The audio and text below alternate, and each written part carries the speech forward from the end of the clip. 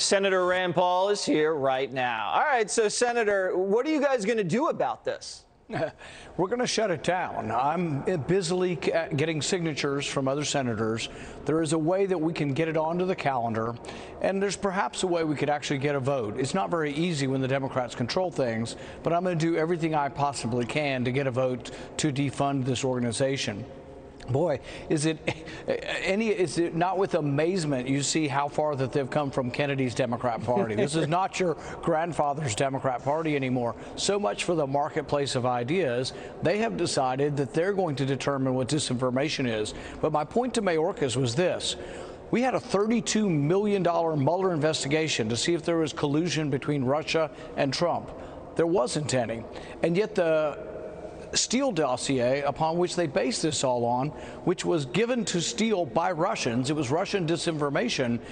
If they can't admit that that's disinformation, it was propagated by CNN for years and years. If they can't admit that, how could they possibly do the job of policing disinformation? Now, I don't think it's a job that you could possibly do. So even if you could, and they admitted that it was disinformation, I'd be against policing CNN. People can turn the channel when they see that CNN doesn't care about the truth. But I would not police CNN. I'm against policing any news organization. The public can figure this out.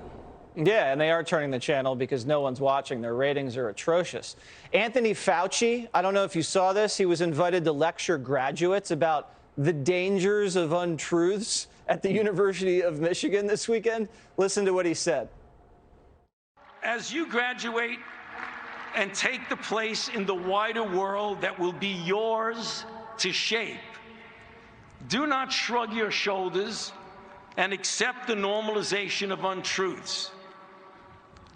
Because if you do, lies become dominant and reality is distorted. Wouldn't you just be so jubilant, tossing your little cap up in the air after listening to that guy, Senator? Well, but here's the interesting thing. It's the same argument as the Disinformation Board. We have to decide what is true and what is not true. So, for example, I think that Dr. Fauci has promulgated untruth. He has normalized untruth. Number one, he has said that COVID treats every age the same, and the treatment should be the same whether you're 10 years old or 80-year-old. Everybody should get vaccinated 14 times. He's also said that masks work everywhere, and they don't really work in public. But he's also gone one step further, and he says another untruth, which is that booster vaccines should be given to adolescents. There's now a significant amount of scientific data and studies, including large multi-million person studies, showing that you have an increased risk for an inflammation of the heart the more vaccines you give young people. We combine that with the fact that 75% of young people have already been infected. He discounts this completely and says, oh, you should never even be tested to see if you've had COVID.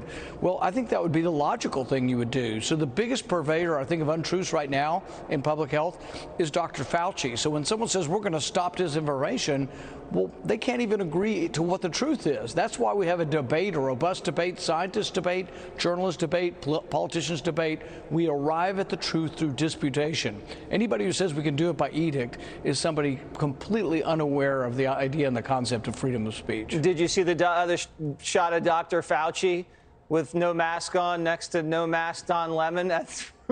He said, don't go to the correspondence dinner, but he went to the pregame. Yeah. And partied with all these guys in close quarters with no mask. Your reaction? This is where they lost the public.